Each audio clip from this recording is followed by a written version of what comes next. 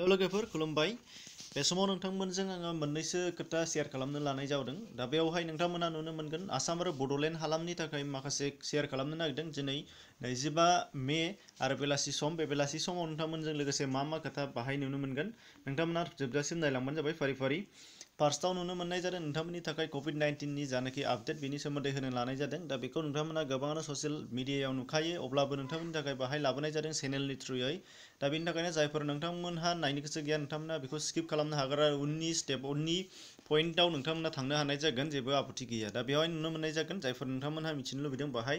दा दहाय जोंनि बिटिसि हालामाव सासेया गासै 39 सा मोननायनि गेजेरावहाय क'क्राझारनिफ्राय मोनबावनाय जादों। नोंथांमोनहा बेयाव मिथिखाबायमोनबो जानो हागौ। दा बेनि बेलायावहाय नोंथांमोनहा नुनो मोनदोंमोन 39 सा मोननायनि बेलायाव गलाघाटनिफ्राय 35 सा, 3 धेमाजि, 1 नगाव, सासेया नगावनि। दा बेयाव एकता अर्थात 1:15 मोननाय जादोंमोन। बिनि उननियावनो नोंथांमोनहा नुनो मोननाय जादों। दा बाहाय माखासेयाव नुनो मोननाय जाबावदों नोंथांमोनहा फुंनि बेलायाव जायफोर नोंथांमोना नुवाखैमोन बेखौ दिन्थिनो लानाय जादों। आपडेट 8टायाव मोनदोंमोन क'क्राझारनि बेलायाव बेमोन। दा बिनि उनावहाय नोंथांमोनहा बेखौ गारनानै दासिम बर्थमान बेसेबां दङ बेखौ मिथिनो लुबैदोंबा नोंथांमोननो दिन्थिना होनो नागिरदों। बाहाय आपडेट 3:45 PM आव गासै 466 सा पजिटिभमोन, बेनिनो डिसचार्ज जादों। डिसचार्ज जानानै गासै 7 डिसचार्ज जादों। बेयाव 7नि बेलायावहाय गुवाहाटि आरो जरहाट मेडिकेल कलेज बेनिफ्राय जादों। ओमफ्राय नोंथांमोनहा नुनो मोनगोन गासै एक्टिभ दा बर्थमान थानाया 397 सा, 4 थैनानै थांनाय आरो 3 माइग्रेसन जालांनाय। दा बेनिफ्राय नोंथांमोननि बेलायाव उननि पइन्टआव मा दं नोंथांमोना नायनो लादो, मा खालामनो नागिरदों, अर्थात मा शेयार खालामनो नागिरदों।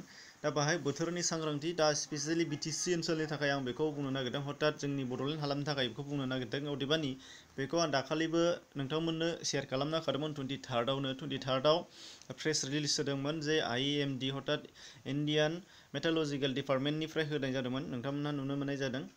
बाहाय दङमोन जोंनि सा सानजा भारत आरो आसामनि बेलायावहाय गोबां रोजा अखा हानायनि। दा बे रोजा अखा हानायनि डेटआ माखासेया ग्रिननिफ्राय येल'निफ्राय अरेन्जनिफ्राय रेड जाना फैयो। हथात जोबोद हेभि, बांद्राय एक्सट्रिम हेभि होनना बुंदों। बाहाय नोंथांमोनहा नुनो मोननाय जादों बेवहाय 25निफ्राय 27 मे सिमाव बेयो जानो गोनांमोन आरो दिनै 25 थांबाय। हथात 26 आरो 27 साननै दंसै गेजेराव, हथात गाबोन साननै दंसै गाबोननिफ्राय।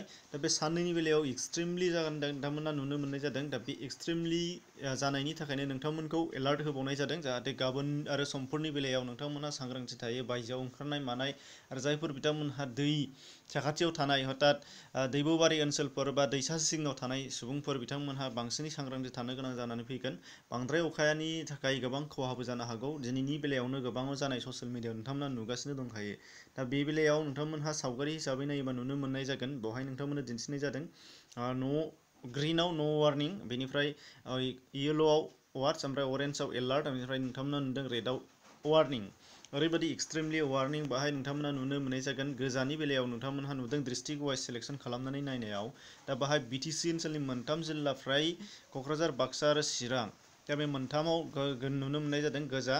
बेनि उनावहाय नुनो मोननाय जादों नोंथांमोनहा गुबुन गुबुन सा सानजा भारतनि जेरै अरुणाचल प्रदेशनि माखासे डिस्ट्रिक्टसफोर आरो बिनिफ्राय मेघालयानि डिस्ट्रिक्टस, ओमफ्राय बिनिफ्राय ओरैजाय सोनाब भारत, गेजेर भारत बाहायबो माखासे दङ। दा बेफोरखौ गारनानै जोंनि ओनसोलावहाय बेखौ बांसिनै नुनो मोननाय जादों। बेनि थाखायनो नोंथांमोनखौ सांग्रांथि होहरनाय जादों, जाहाथे नोंथांमोनहा जायफोरहा दैब'बारि ओनसोलफोर, दा बेनि सायाव आरो जायफोरा बायजोआव ओंखारनो सानदोंमोन गाबोन आरो समफोरनि बेलायाव बोथोरखौ नायनानै, जाहाथे नोंथांमोनहा सांग्रांथि लायो, बिनि थाखाय नोंथांमोनखौ खावलायहरनाय जाबाय। बेखिनियानोमोन। गुबुन गुबुन भिडिअ नोंथांमोना डिसक्रिपसनाव लिंक दङ, बेनि गेजेरजों नायनो हानाय जागोन। दा नोंथांमोनहा खोथाखौ गुबुन गुबुनफोरनो फोरमायनानै होनो हागोन नोंथांनि रावैनो। आं बुंनो थाङाखै, नोंथांमोना भिडिअखौ शेयार खालाम। नाथाय नोंथांमोनहा बेफोर खोथाखौ जायफोर मबाइल लाया एबा जायफोरा मिथियाखै, नोंथांमोनहा बेफोरखौ नोंथांनि खुगाजोंनो फोरमायनानै होब्लानो जाबाय, जाहाथे हेल्प मोनो। एसेनोसै, गोजोन्थों।